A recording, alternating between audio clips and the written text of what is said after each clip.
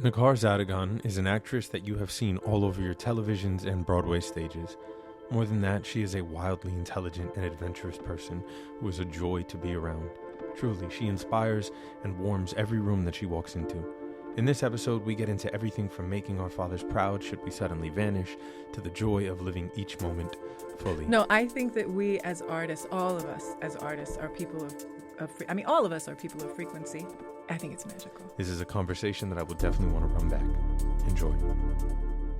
He didn't change. No, he didn't change. That's cool. 5 brothers and sisters. They look like me, all of them. Yeah. And his mom, so sweet, Marta. We are Catholics. That's my mom's name. Is it really? Yeah, Marta. Marta, So beautiful. here's a great story. My mom, when she became an American citizen, she had to give up her passport. That was the agreement with Colombia at the time. So she gives up her Colombian passport. Last year on my birthday, I flew When's your birthday? July 28th. Oh, cool. It's coming up. Is it? I mean, yeah, it's coming up, eventually. but not like. When's your birthday? June. Also June 20th. coming up. Yeah, eventually. It's just like birthday. You're a Cancer. Now. No, Gemini. Gemini. Yeah. Okay. And so I took my family out to Colombia for my birthday. And my mom was in love. She was enamored. The little girl in her woke up. My dad was in love. They were walking around. They were like so happy, and they felt healthy, and they felt nourished. And they were like, we want to move here. So my mom didn't have a passport. They're together still. Oh, it's beautiful. Yeah, 30, 40, many years. Amazing. Many years. 38, maybe. It's a lot. And as soon as my mom gets back to Miami, because that's where my parents are now. I love Miami. Yeah, it's nice. Why'd you also move there? And not where I want to live, but I know. I was thinking about it. Fantastic to go visit the folks. And I get to do work there too, which is nice. Mm-hmm. I'm grateful. I get to go a lot of places. Yeah. And my mom gets back to Miami. She goes to the Colombian consulate. They're like, we need your birth record. She's like, I was born in like the 50s in Colombia. I do not have birth records for you. And they were like, well, hire this lawyer. And this feels so Colombian too. Hire this lawyer. They'll figure it out. So she pays this lawyer, and guess what? He's like, I found them. And you're like, no questions asked. Great. He's like, meet me at the consulate. Go to the consulate. On these birth records, my mom has been going by Martha her whole life. Martha. Her name is Marta. No H. And she felt very moved by this, like the whiteification of your name. Totally. Her name is not Martha. Her name is Marta. Mm-hmm. That's a big deal. Marta Olga, yeah. Like, it's a big deal. And so she just discovered this. She didn't even know this as like a little girl. I don't think she forgot it or chose to forget it. She came to this country when she was 8. And so Marta. How do you feel you can talk about your parents a lot. How do you feel talking about them? Great. I love my parents. Of course you do. But I mean, do you ever feel, because I'll tell you why I'm asking, because I feel sometimes, I feel very protective of them and their story. And like, I'll tell you, like we're having dinner, like I'll tell you and excitedly, but I get a little bit like protective when I talk about them in like interview aspects. Like I just get protective, especially like these kind of things, like things that I know that affects their heart deeply. Do you ever feel like that? I mean, I feel like at one point they're used to it now because Yeah, they're a you wrote a huge book. part of my art. I mean, they're in books, they're in plays, Yeah, they're yeah. in, my father used to tell women I dated, like, be careful with any, because Chris is always listening, always watching. No, really. Next thing Writers. you know, there's a story about you. Yeah, totally. To me, it is, I like to think I'm never vilifying them, but honoring them and honoring their wisdom. The best thing I ever did was I got to re-meet my parents as people. And I did this through this project, Rubirosa, where I interviewed them. And I didn't interview them as like, yo, you did this, you didn't do this, why'd you do this? It was just like, okay, you're 20 years old, you meet Ma, what happens? And you realize that parents are people who are just doing their best. Mm-hmm. They don't have the playbook. Mm-hmm. They don't have the answers. They're literally doing the best with what they have. And so when I talk about them, I think it's to honor 2 people who did their best. And I'm wildly inspired by 2 people who did their best, who turned nothing into something. Mm-hmm. They're like master classes of alchemy to me, Yeah. And And so shout out to Martha and William. Hi, Marta. They're great. Oh yeah, Marta and William. See, even I'm caught in the in the fucked upness of it all. Who am I talking with? Hi, this is Necar Zadegan.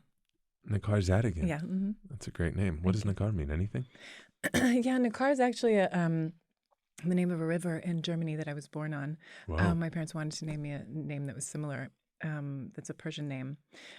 But I was born in Germany on the river, and it just was kind of this, I don't know, romantic thing that it was so similar. And when you say born on the river, like you're adjacent to the river or you're born on a boat? no, I came out really, like, surprisingly.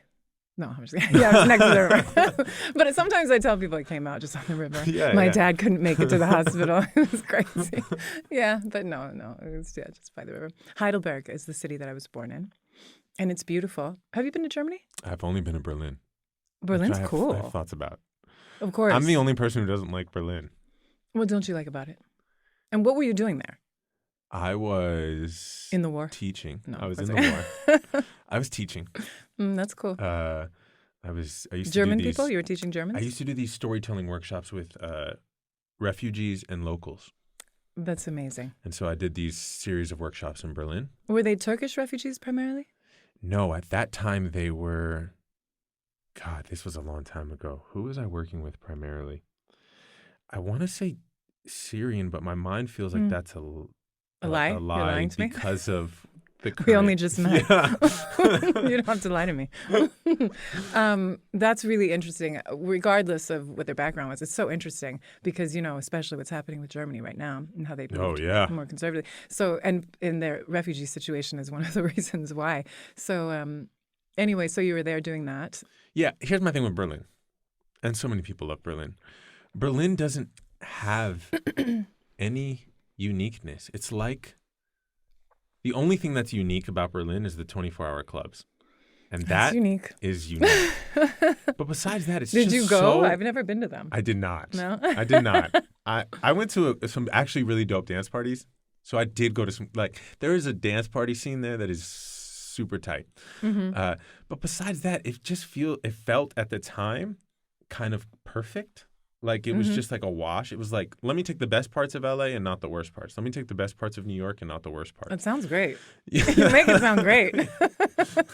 I thought it wasn't. I wanted some grime. I wanted some I was like, where's the flavor? Give me something. It was probably on the east side and then they just blended. Yeah, I just didn't feel like I had any flavor, but people really love Berlin, and so maybe I need to give it another shot. Well, it's really affordable.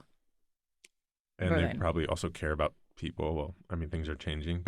but I think that's a big reason because artists can afford to live there. Yeah. Places like New York and Los Angeles keep pushing artists out into the periphery.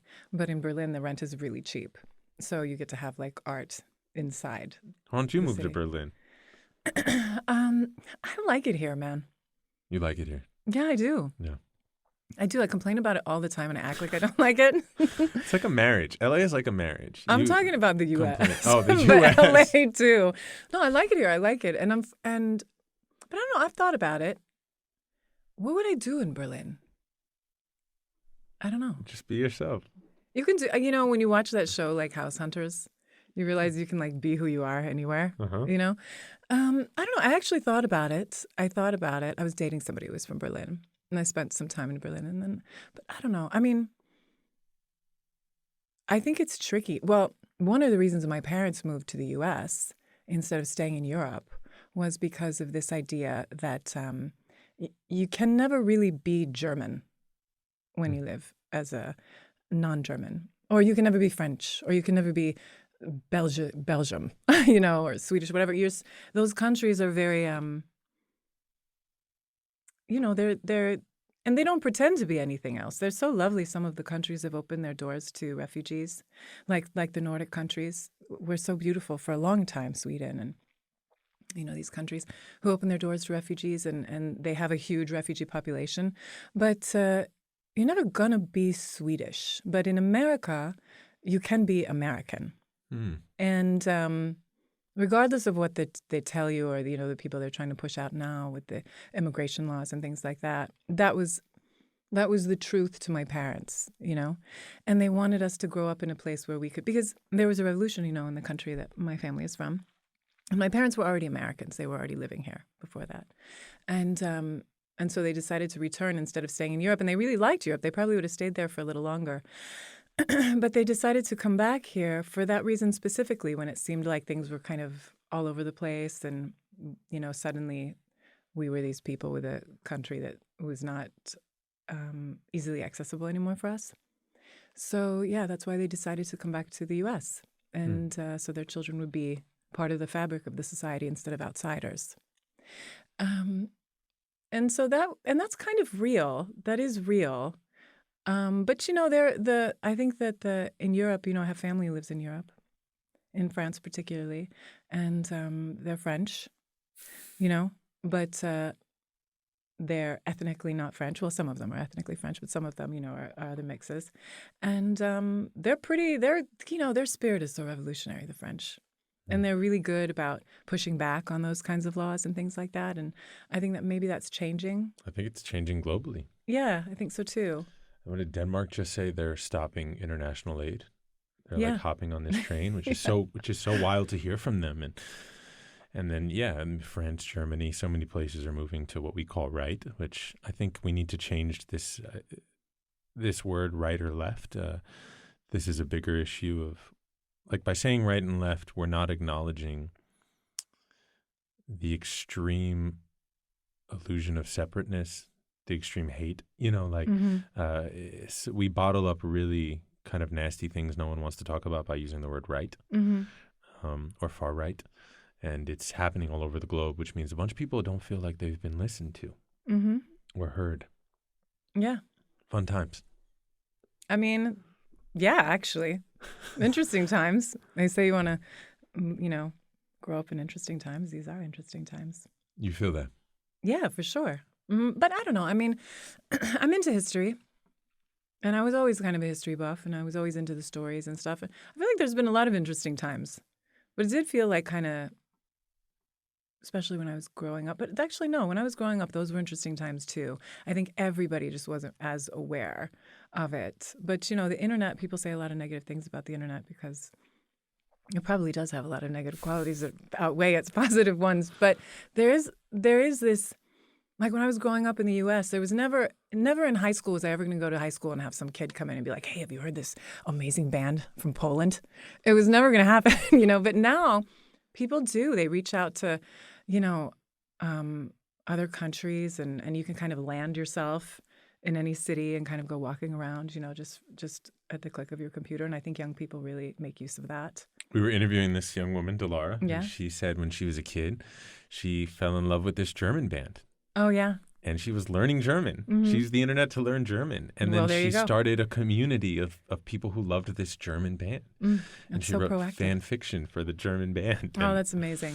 Yeah, I think that's really cool. But I think that was unique to the U.S. because, being that my family is,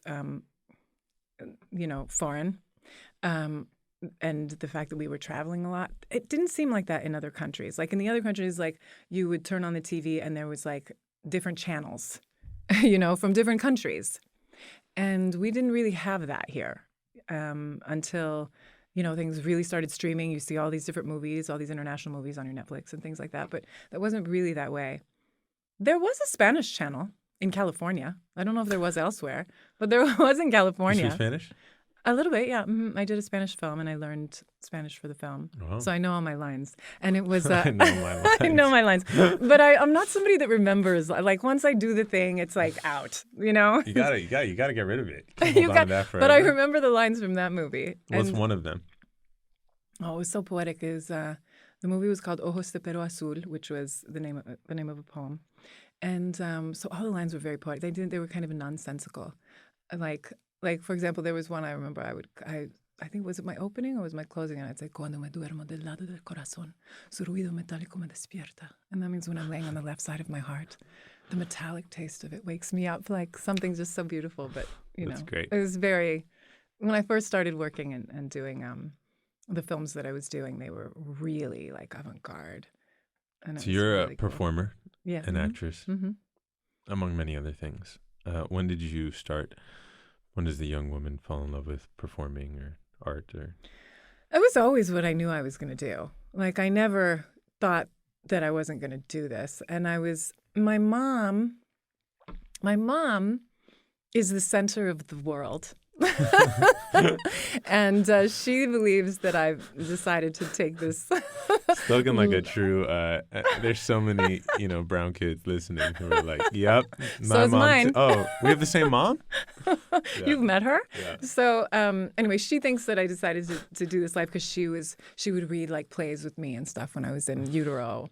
And actually, I think there's a lot of value in She research. would read plays. Yeah, plays and like monologues, and she would like play out scenes with me and Wow, stuff like that. Maybe she is responsible. Maybe, but some people believe we choose our parents from the other side. Yes. And- If you're conscious enough to. If you believe that, I'm a big believer in this. I've spent many years with the Tibetan Book of the Dead, and I believe we have the ability to choose our rebirth if we have worked on it enough. But you don't think everybody does. You think some people just came through. No. You've done this so many times. You've been everyone, mother and father, 1,000 times, and maybe in an inkling you get enough awareness to actually be aware in the rebirth process. Well, I love the idea of it. And maybe you were. And I don't you picked know. Mama. I don't know, but if that's true, the fact that I came through, because Khalil Gibran says that they're not of us, but they come through us. Mm-hmm. So, which I love that. But I think that I know that I have parents that are really open to my pursuit of life as an artist, and that is unique for any culture, for anybody, but also specifically in my culture, and for any parent that wants. I think it's nerve-wracking if your kid tells you they want to be an artist. I think it can be. It wasn't for my parents, and so maybe I chose them, and maybe that was the reason. I don't know, but yeah, I always knew I wanted to do this. I was always involved, and my mom had us in everything, tap, ballet, acting classes, everything. And my sister wasn't into it. She was like, she's so cool. My sister's the coolest person, and I'm the greatest gift of my life. Older, younger? Younger. We're 1 year apart. Cool. And she was so good at everything, and she's so beautiful, and she was really great. I did this fine. We went to the same university together, and I had to do this final in different majors, and I had to do this final scene for my drama class. And my scene partner, my final scene, her name was Ronnie. She was a lovely actress. She got really nervous, and she couldn't do it. She was like, I'm sick. I can't do it. She lied. She wasn't sick. No, she was sick. She was throwing up, couldn't do it. She was so nervous. She so got nervous sick. about the final scene. She got sick. Yeah. So my sister, who I lived with, I was like, "You got to do this with me." And we used to play all the time, and she was like, "You got to do this scene with me." And I called my acting teacher. I was like, "Rick," his name was Rick Mokler. And I was like, "Rick, is it okay if and he was like, "Yeah, if she can do it." So anyway, we rehearse all that night. We go the next day. We do my final scene, and at the end, he was all kinds of slow clap. And comes up to us and he was like, "Necar, yeah, you're great, but Shireen, you ever thought about being an actress?" And she was like, "Me? No." So she's great, but she just wasn't in it. She was like, I'm not a monkey. I'm not gonna dance. But that was kind of her vibe. But I was into it, and so I was just like always really involved, always doing just everything, missing Christmas parties with my family and stuff, like really committed. And I had I guess it's my professional debut, as you call it, at 16. And I went to the Edinburgh Fringe Festival. Oh, sick. So with a fun. show. Yeah. With a couple shows. You know how everybody does shows in tandem and stuff like that there. And it was the coolest. So fun. Yeah, so fun. Have you been? Yeah. Cool, But right? At 16. Yeah, It's at fun. 16. At 16, I was drunk for the first time. Oh, yeah. On White That Russians. feels right. Barf. That was the only drink I knew.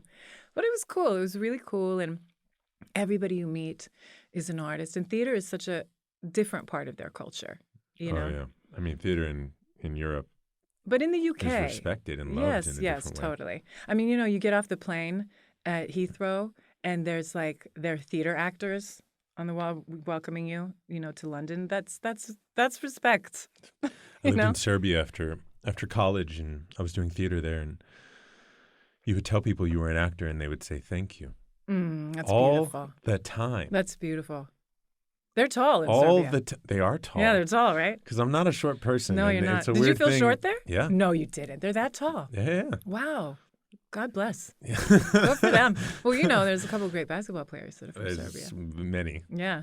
It's actually why I was able to live there comfortably, is because I If would play a everything lot was of the right I would height. play a lot of pickleball Oh yeah. all the time. You gotta be tall for pickleball? We didn't pick this. Well, basketball is a big part of their culture, and it's a big part of my life. Mm-hmm.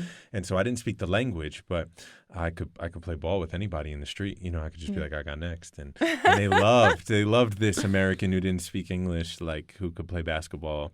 They always wanted to take me out after, show me this, and it was so fun. But you're out there and you tell people, I'm an actor, and they say thank you.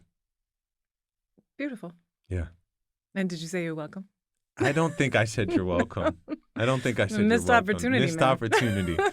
I think I said, yeah, cool. Basketball is such an interesting game. I love basketball, but it's a really interesting game. I mean, I'm tall. I'm tall. Again, my sister, amazing basketball player. What? Who Honest is to this God, person? you gotta Can we meet let's her. bring her in? Is she here? No. Oh well, she's in Malibu. I mean, But- bring her down.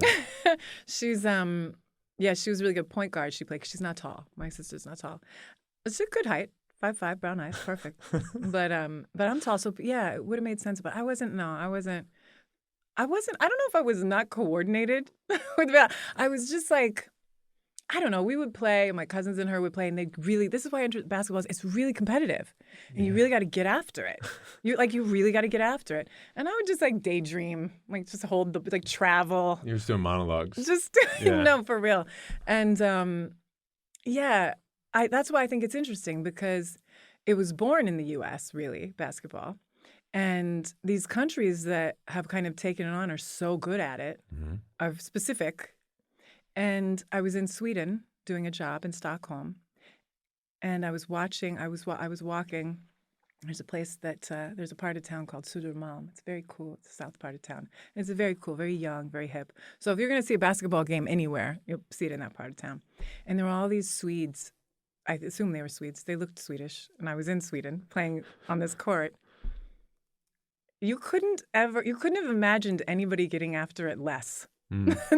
Somebody Swedish might watch this and get annoyed and hate this, but that was my feeling, because I've seen people playing basketball in courts all over this country, and they really go for it. Yeah, especially like with the chain hoops. Ah. They're really going for it. You can hear it. But the that Swedes sound. are chilling. In that It was day, casual. that day, it was very shared, the experience of shooting, Yeah. which is kind of antithetical to the sport, I feel. Well, they're also a more, democratized Well, but that's what I nation, mean. and they're probably Like- a little more kind. Yeah, I think it's really interesting what sports people who are from different parts of the globe go into, or cinema too. I feel like you can tell a lot about somebody's culture from cinema. Cinema specifically, not just movies, but you know what I mean when I say cinema. A real movie. Well, like something where something is being spoken about.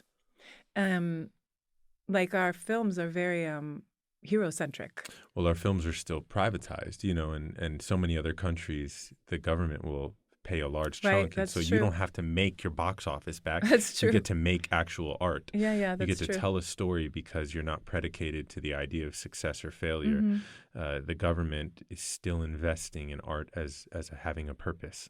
Yeah. Fun times. Sick. Do you have other citizenship?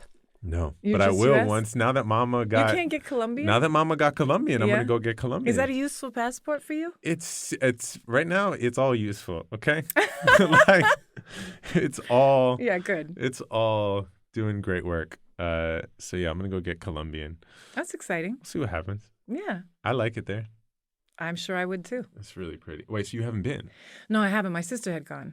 Where is she? Bring Oh my her. God, I know. This is a podcast. So you'll title the name of this podcast. My sister's name. My sister. My sister's keeper.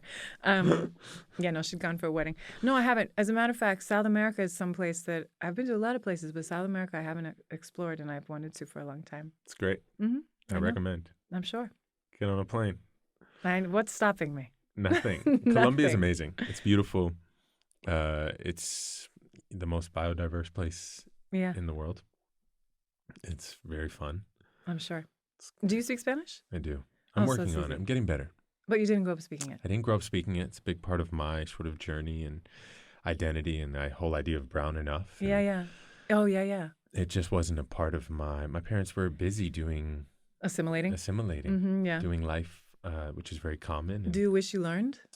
Yeah, I do. Yeah, yeah. But also it's part of me finding my voice, is Mm-hmm. me finding my own shame and my own, pena around my not speaking the language, and then coming to return to it and Mm-hmm.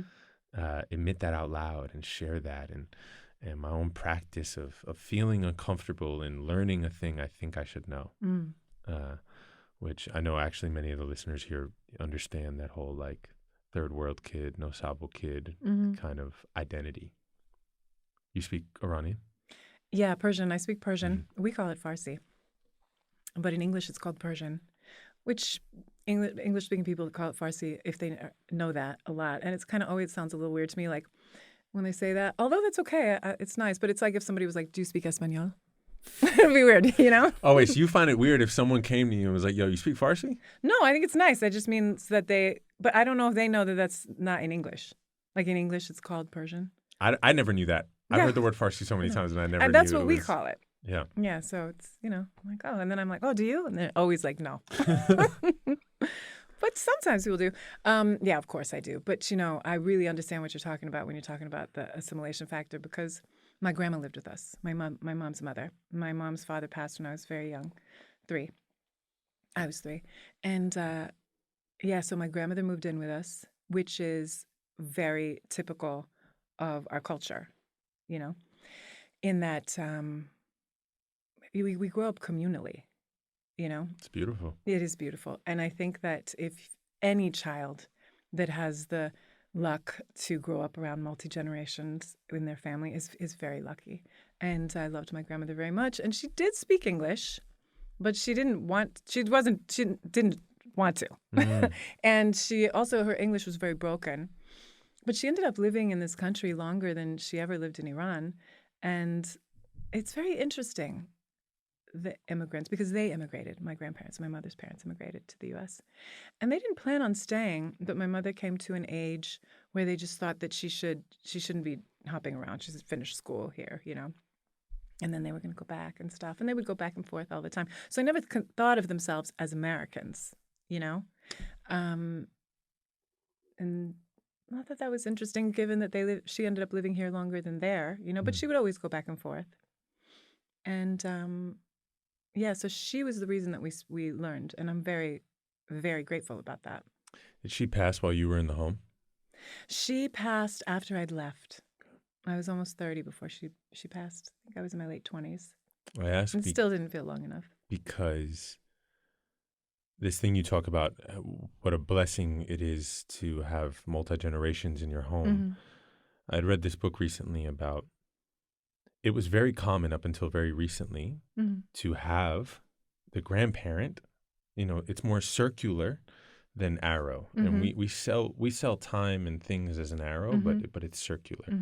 And so it was more common to have your parents return to the home. They sort of take on a new role. And then the youth see this aging process. And it was super common that they would die in the home. And so the youth would see the dying process. And we're so far from the dying process. We're so devoid of it. We don't talk about it. We don't think about it. We think it doesn't happen. Like somehow we're going to escape it. There's Netflix documentaries called Don't Die or whatever, right? Like this guy's billionaire is obsessed with extending his life. Like, you will not win. Yeah. You will not win the battle. Yeah. Like just put your grandma in your home and watch how beautiful it is to let go. Yeah. To release a shoe that's too tight. Yeah. Which is how a teacher of mine describes death. It's like taking off a tight shoe. Just let go. And I didn't have this, privilege, but maybe we can return to this, building families and embracing death as a part of the journey. We get old, it happens. We let go. We come back, we do it all over again. We pick our parents and maybe they read monologues to us while we're in the womb. And so the cycle begins. Okay, so you leave college. You do this great scene with your sister. Your sister steals the show. Yeah, I had done some stuff, beforehand. Like I had gone to the Fringe Festival. I had a couple jobs, and I was doing a lot of theater and stuff when I was in college, primarily theater. But I did a couple other things. I was just doing a lot of kinds of things. I was modeling. I remember I got my SAG card when I was in college through this modeling agent that I had, because they were shooting. They were shooting Bedazzled, You remember that movie? Mm-hmm. In the city that I went to college in, because they shot it all over. Where'd you go to college? In Santa Barbara, UCSB. Pretty. Just north a little bit. Yeah, very pretty. And anyway, so they needed this body double for Liz Hurley. And I did a couple days on that movie as her body double. And I think I was like 19. And my modeling agent was really like excited about it. And she was like, you're going to get your vouchers for a SAG card. I didn't even know what one was. I was like, what is that? Do I need one? She was like, yes, you need one. And I was like, okay. And then I got the vouchers from that movie doing that job. And I always think it's so interesting how people got their SAG card. It was really interesting. Shameless. Is that how you got yours? Yeah. Oh, yeah? You were doing, like they gave you tapped Hartlead on that show? I think I tapped Hartlead on a commercial, and then I had to get it for Shameless. You had to buy it. Yeah. Yeah, I remember it was $1,200 at that time when I had gotten my vouchers. I don't remember mine. Yeah. I remember it because I was like, I'm not getting So this. expensive. When I was in college, I was like, this is not what I was like, do I need it today? She was like, no. But then, I eventually paid it. And then I got it when I moved to LA. Because then, then I was really going to use it, which was shortly after. Yeah. And then it was interesting because I moved to LA. I moved to LA in a post 9/11 America. 9/11 happened when I was at the university. And it was as unbelievable as it could be. And I didn't expect that it was going to be so pivotal in my career, but in terms of, and in my world, but our business is so interesting. It's the greatest U.S. export is entertainment before everything else. It's an easy thing to not recognize or know or remember, but it is. And so it's going to be affected by everything that happens, And so, yeah, I moved to LA and it was a strange dynamic, one that I wasn't even really aware of. But in hindsight, more, I was kind of aware of it because slowly everything started getting more and more specificity within casting. I feel like the goal eventually is that everybody can play any role, like the. You think that's the goal? Yeah, I do. Like, that. Like that's your goal or that's Hollywood's goal? No, I think that's humanity's goal, where we all like can be a part of things together. Like I think. Oh gosh, what's that play that was on Broadway? that one. Oh, the play on Broadway? That one? Hamilton? Yeah.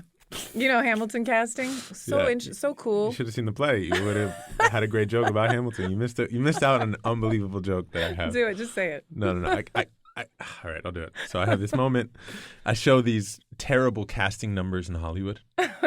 Like, like white is like this is like the UCLA diversity report, and white is like 74% of all roles cast. Yeah. Mm-hmm. And then we somehow split up the rest between a bunch of other people. It's terrible. Yeah. And then I say, where a lot of people of color are getting work? Hamilton. And I say, y'all seen Hamilton? You seen Hamilton? You heard about Hamilton? You watch Hamilton? That's what people say to me all the time. They say, Chris, man, you seen Hamilton? Chris, man, you rap, right? Chris, you rap, you got to audition for Hamilton. Chris, man, when you go audition for Hamilton? Chris, man, you got to audition for Hamilton. Chris, did you audition for Hamilton?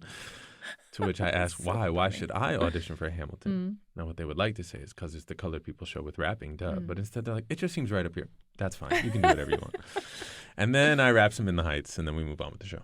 Oh, In the Heights was a great show, too. Huh? Yeah. But anyway, Hamilton. Well, I mean, I just think that type of casting is very freeing. Like when I was in... We will not see that. Not never. That's aggressive. We are not going to see that consistently in Hollywood for a very long time. Well, I think we need to reimagine our storytelling. Yeah, you do. 100%. In what way do you mean? I mean, in theater, you have like... I just think a movie is so far from saying, like, here's an Alexander Hamilton, let's make him Iranian. Mm-hmm. Let's make Yeah, him it is. So I'll tell you far, right now. So far. And so when I say we need to reimagine our world, I just mean, like, we need Harrys and Sallys that are just South Asian and Puerto Rican. And well, that was my life. Them being. Exactly. That's my world. That's all our worlds. That's not yeah. that's any body of culture's world is them being just people. People who are out in the world doing their best, fucking laughing, having fun, getting into trouble. we just need to be regular people on a Mm-hmm. consistent basis. Mm-hmm. We don't even need to be superheroes. Like, we just need to be ourselves, and we need to see ourselves. That's my soapbox. I mean, I couldn't agree with you more. It's interesting that you say, well, we don't need to be superheroes. It almost feels like that'll be a quicker casting. The superhero? Yeah, because they're 100%. weird. Oh, no, that's what we get. They're exotic. Oh, it's also what Hollywood says. We did it. Look, you have a Superman. Mm-hmm. Look, you have this. Now be quiet. Like, I gave you this thing. So if I give you one big shiny thing, nothing really needs to change. You know, ever since George Floyd, the numbers have, like, the talk of diversity has gotten louder, and the numbers in Hollywood's representation have gotten significantly worse. I didn't know that. Because the louder you talk, the less you actually have to act. You know, you fill up the tabloids and you fill up the streams with volume of diversity and care, and then you don't have to do anything. And so that's how I often feel about, like, I love every body of culture getting an Oscar and an award, but when they get one, they're like, we did it. We did it, guys. Guys, we did it. So we're good for the next 5 years, you know. And what we need is, like, we just need regular average stories that don't get nominated for shit, that don't make a ton of money. We just need, like, the consistency to increase. But it's hard. It was so interesting when Halle Berry won her Oscar. Do you remember when she won her Oscar? I do. I was very young. I was, a kid. And she won her Oscar, and she had a very strong reaction. Do you remember? This, she had a very strong reaction, and it was from behind the television that I, as young as I was aware that the vibe inside the room got weird. I don't even care if anybody disagrees. This is the truth. I'm telling you what happens. And the vibe inside that, because she was so emotional, but not in the normal way that actresses get emotional. She was really emotional. And I didn't really know what it was about. But in hindsight, she said, thank you for letting me be the vessel. And now I get it. Now I know what she was talking about something so much bigger than herself and her role, and her probably extreme surprise that they allowed her to come up there. Who's they? But you know what I mean? Oh, we know that. She was allowed to kind of take front and center. And now I get it. I worked with her. She's lovely. She's very lovely, lovely person. And deserved it, for sure, Deserved. That word. Yeah, there's some gatekeeping. Not some. There's a lot of gatekeeping. Which leads me into, you have a production company. Yeah. Yeah, I do. I mean, it just sort of happened kind of organically. My business partner, who directs and produces also, was kind of creating this thing, and I kind of came on to help, and then we did a couple things together, and then suddenly it just felt like we had this company. So I gave it a title, and and so it's a great opportunity to be a part of projects from a different perspective, which I really think is a fantastic way to work for an actor or for any artist. But to find what is the fantastic way? To kind of see your art from the other perspectives of the project. Oh yeah. You can really it can feed a lot of your own inspiration and creativity and things like that. What are you excited about right now? What am I excited about right now? Yeah, not in your career. Sure, in your career, in your life, in the world, anything. I mean, I'm kind of just excited. I really like my favorite time of day is definitely morning, because I've stayed up late enough to see the morning many times. And now I wake up all the time. I really love to wake up early, but it's just filled with so much promise every morning, awesome. So I'm just really I'm excited about, I'm doing this job that I really love, and I'm really excited about kind of seeing it through, and I'm really excited about, it's the beginning of the year. I'm really excited about what the year holds, and I'm just excited. That's cool. Amen. Yeah. What are you excited about?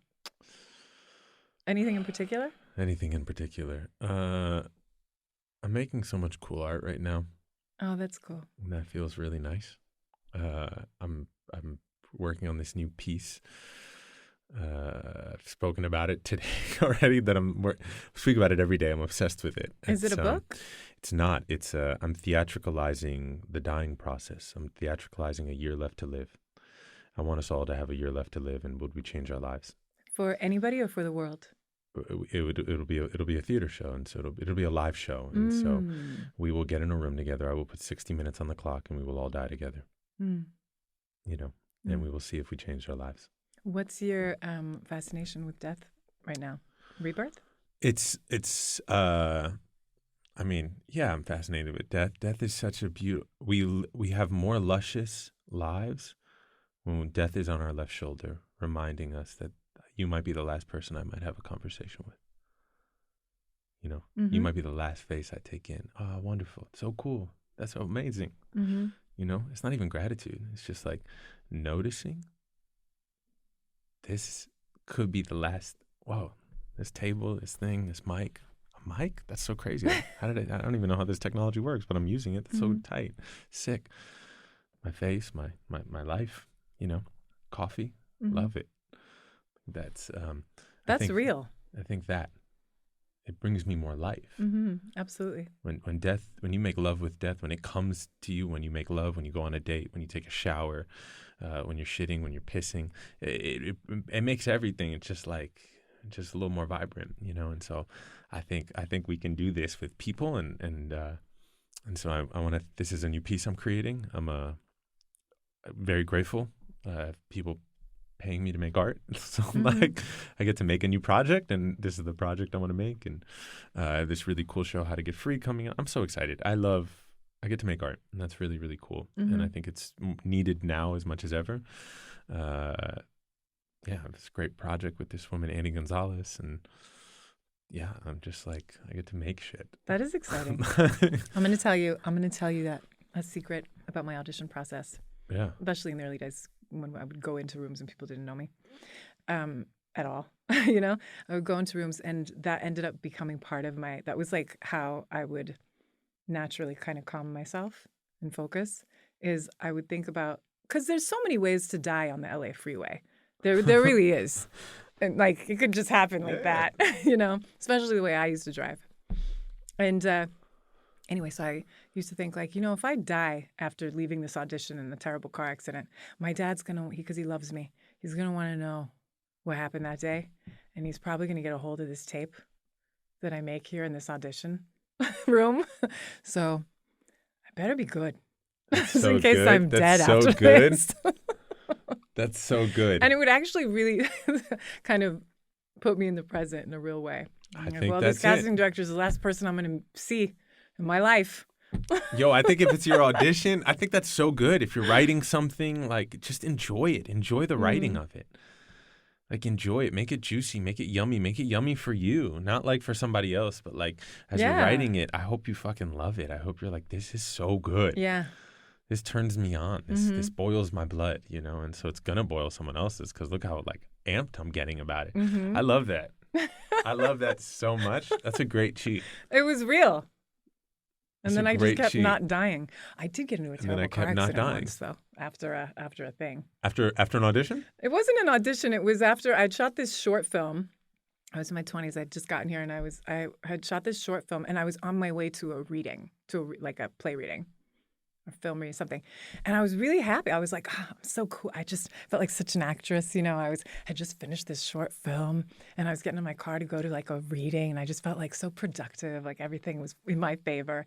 So I get in the car, and I just felt so good that I felt I should put on some lipstick and a little mascara to get myself look as good as I feel, Look as good as I feel. And I wasn't paying attention. I got into a terrible car accident and totaled my car. But I lived. It's funny, Shameless was my first job because... It's not funny. You got to pay attention when you drive. You do. So Shameless is my first job. And after college, you do these I went to a performing arts school, and we do these showcases. And one of my first auditions was Shameless.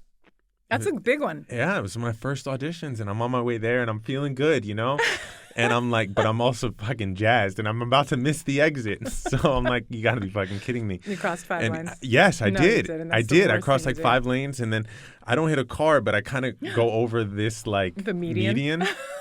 destroy my tire. Destroy it. And I'm See what like, I'm saying? no, I'm going to be late. Just like as if that's my life, I'm going to be late, da-da-da. Fuck life, fuck living. So I'm changing the tire. Meanwhile, I'm getting dirty. Just terrible. I still show up. They had a pass for me to park on the lot, which also first time. This Exciting. feels amazing. My car is a fucking wreck. A wreck. I'm like, they know, they can smell it. This is terrible. I pull up, I do the audition. I do not get the part. I still think I did great. But man, and then it's funny that's the first thing that cast me in another episode. Yeah. And you deserved it. You parked your jalopy on the lot. It's crazy. It was nuts, yo. I was like, you need to relax, Rivas. No, that's exciting though. It's good to get those first jitters out of the way. Get those first accidents out of the way. Listen, it's so exciting to decide that you have a dream and then you get to go live it. It's the most lucky thing. And I think like the secret to life is kind of growing up and then kind of seeing behind the curtain of, the dreams you had and still being excited. Not getting bitter, because it's so easy. Like at first you don't know anything. You're so naive. Of course everything's exciting, but to keep it exciting, and that goes for like anything, even a relationship. Like definitely everybody can relate to that. People know love is like the greatest mystery of life, but people all think they know about it. But I think that's the secret. It's not letting the truth make you bitter. Seeing the truth and still staying. You're not bitter. Excited. I mean, I hope not. I still have time. I can get there. But you meet like old people, and some old people are so really. What happens to them? I don't know. Some of them get so grumpy. Well, that's what happens to them. They get They're grumpy. Like, this is it. This is life. Like this, there's nothing. This is what it is, and that's exciting when you're excited. Speaking of death, hit me. When my grandmother passed, it was the most peaceful time of my life. I don't know how else to describe it. And she was my best friend, and that was the first person that I loved that had passed. And it is, it's very profound when somebody dies, even more than when somebody is born, because it's magical of a new baby. It's and it's like the sweetest time of anyone's life, for sure. But death is something very profound in a different way. And you know how when somebody dies, it's like everything is profound, like the wind is profound, the leaves are profound, like just everything in the world seems so like, or whatever it is for you. But for me, it just felt so I was very, very earth connected when my grandmother, and she was very earthy too. She's very down to earth and loved nature. Green was her favorite color, So yeah, it was the most peaceful time of my life, and I felt very, very connected spiritually to myself and to the earth. And sometimes I try to kind of capture that feeling again now, and I kind of can't. I'll help you. Yeah? At your show? Yeah. That would be great. Don't miss it. Don't miss it. Anything else? You'll give me a copy of your book and you'll sign it. I will give you a copy of my book. And you'll sign it, not just your name, like something. Yeah, I never let this be known. Many people listening have probably been at a book signing. You have never gotten a book with just my name in it. Great. It is always a message. Amazing. Usually a different message. Amazing. Yeah. Amazing. Sometimes. I'm reading Alexei Navalny's autobiography. Have you read it? No. It's really, really fascinating and very worth it. Why? Very worth it. Why? The man had hope. The man had hope. And Didn't work. Unfortunately, not for him. No. And it didn't work for Martin Luther King. And it didn't work for RFK. And it makes me very sad when I think about these people with the great hope that have affected me very deeply. Martin Luther King in particular, who's like a prophet as far as I'm concerned. Yeah, the earth didn't treat Alexei right either, but he wrote an autobiography. And, they compare it to Alexander Solzhenitsyn's book, and it's in other books, other great Russian books. But it's interesting because, first of all, the love he shared with his wife is very beautiful. And amidst all these huge political ideas he's talking about, it suddenly lands very, very tangibly when suddenly he'll talk about his wife. And sometimes he glows, and sometimes he just says, she's just great. And it's like, oof, like you can feel it. But you can just feel it, the bond they had. But beyond that, the depiction of him in prison is very interesting. I do a show called Mayor of Kingstown where we shoot in a lot of prisons. I'm against jail. I'm just against. Have you ever been to prison? Have you ever been inside of a prison? I've been inside of one, yeah. What a terrible place. Yeah. What a terrible living hell on earth. And people get used to it and survive it.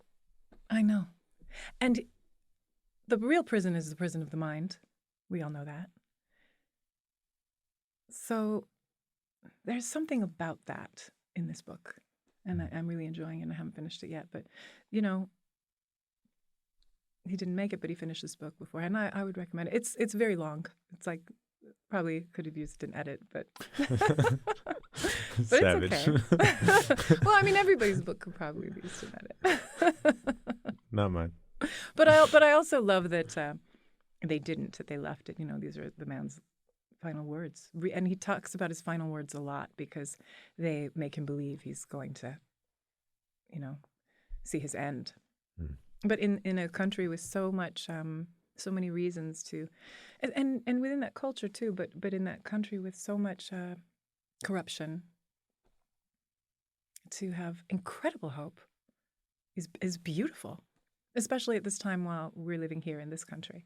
And corruption, also the idea of corruption, is very interesting to me, especially now while I'm working on this show. And the show is all the characters have a lot of corruption. Yeah, totally. That's a real thing. What are you hopeful for as we start to wrap up? What am I hopeful for? Love. You're hopeful for love. Yeah, I'm hopeful for love. I'm hopeful for love to be the thing. The thing. Yeah. The thing. The only thing. The only thing. Yeah. Love. I'm hopeful for love. Love to be the thing. Love to be the only thing. Any questions for me? What are you hopeful for? You're hopeful your show sells out. It did. I know.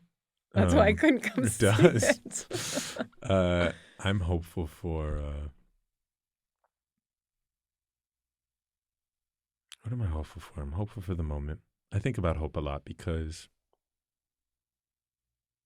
hope is a future that we have to be lucky enough to get to.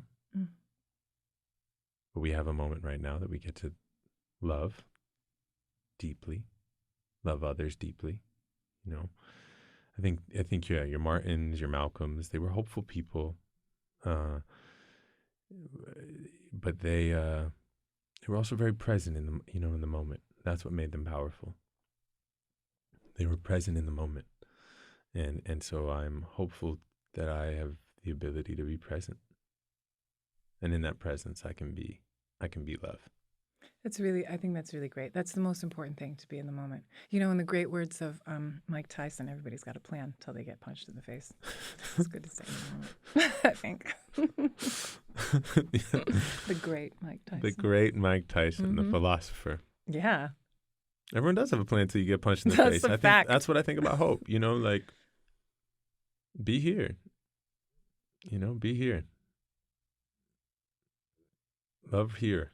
Not when you get a certain amount of thing that it says you can love then, or you find the relationship that says you are worthy then, or find the thing that says now you're gonna get it in a week, in a month, in a year. Oh, you'll work this much harder, and then you'll go on vacation. Like, just go on vacation. Just go on vacation. Go to Colombia. Sit. Take the Colombian holiday. Get your passport. Anything else for us? Do you play the drums in your show? Someone does. Someone does. I knew you had percussion. Yeah. It's exciting. You knew that? No one told you? No one told me. You just guessed that I had a percussionist on stage? No. I saw a picture. I saw a photo. Maybe would have guessed it, but I saw a photo. And that's what actually, that's what made me want to see your show. The percussionist? The drums. No, not the percussionist per se. But no shade to Jonathan. Yeah, Jonathan, bring him in. No, I think that we as artists, all of us as artists, are people of all of us are people of frequency, but artists very much, but probably no one more than musicians. And to bring that element in your show, I think is, I think it's magical. I think it can be magical. And that made me want to see it. I was like, oh. Sick. Shout out to the drums. Shout out to the drums. Thank you very much. Thank you for having me.